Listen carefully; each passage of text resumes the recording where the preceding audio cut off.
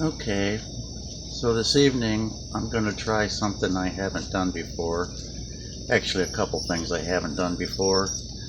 One of them, I've dimmed the lights real low on my layout so that you could see the lighting a little better on both the locomotives and some of the structures that I have lighted. I also have animated signals here and there. I have my crossing signals, which are basically controlled by photocells in the tracks right now, which is kind of a hindrance to their operation because you have to have bright light in order for them to work properly. I'm in the process now of changing them out to infrared sensors so they won't be affected by the ambient light and will work in light or dark, whatever the situation may be. I actually started this layout in December of 2017, and when I started it, it was basically just a 30 by 80 hollow core door, which was propped up against a basement wall and painted green.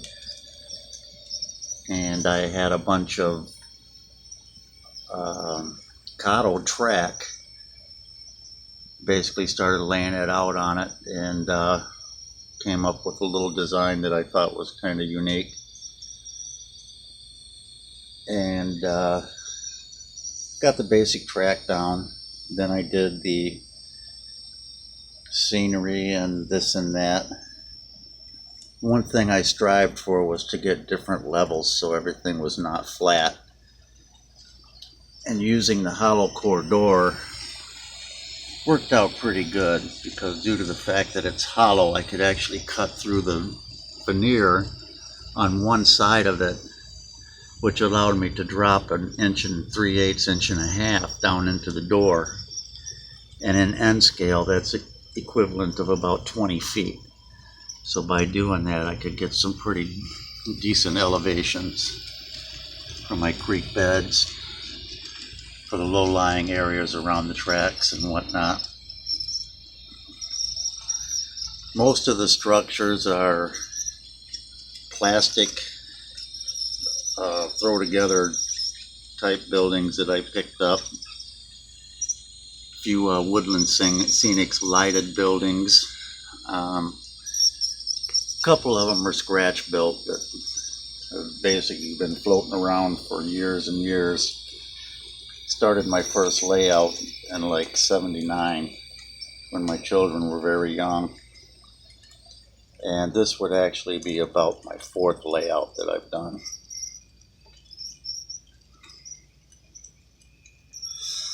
This is the addition that I've added to the layout. It's actually a 30 by 54, and it's basically just on a piece of 1/2-inch plywood.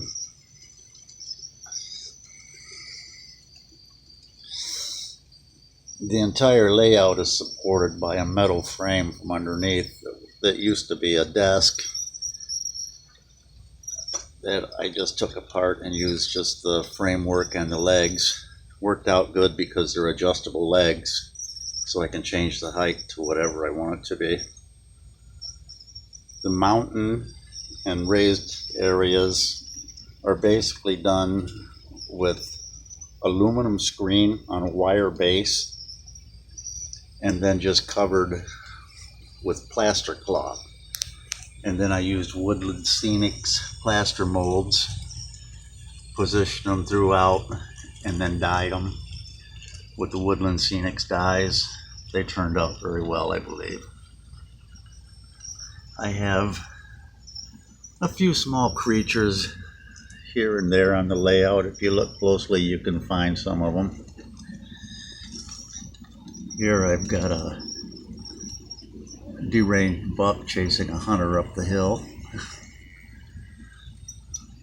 On top of the mountain here, I have what would be a stream or creek, riverbed, whatever you call it, coming through and then turning into a waterfall, which I think turned out fairly decent.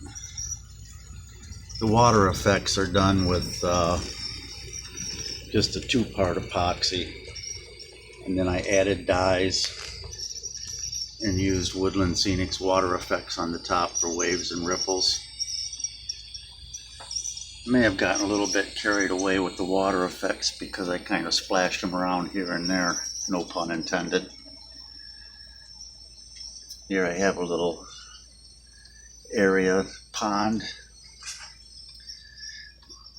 with some cows grazing around it, and what I consider to be Grandpa and his son sitting on, or his grandson sitting on his lap fishing. Little family of geese in here as well.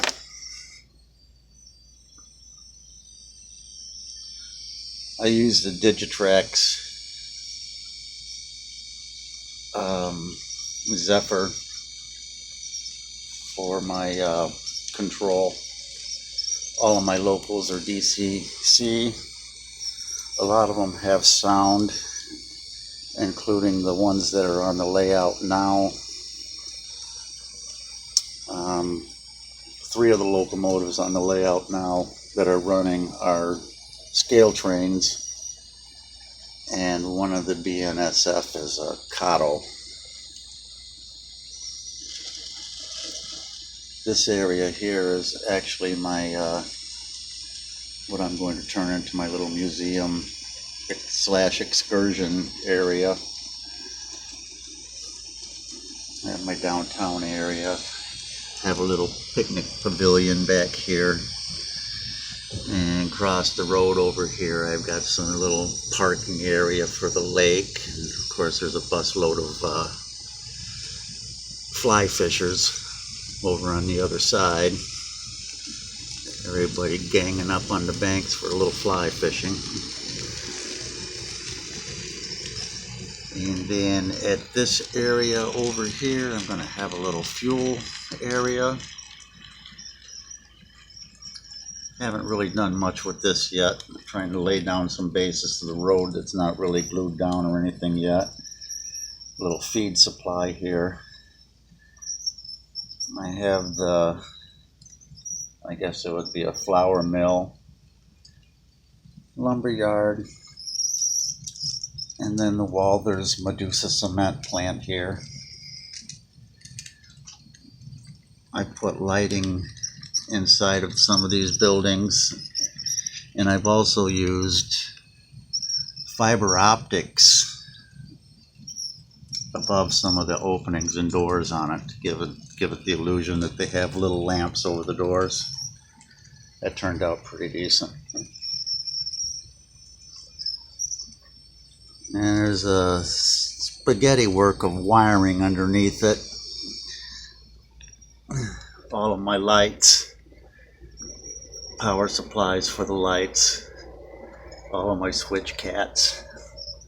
Everything's all located down here on a separate board.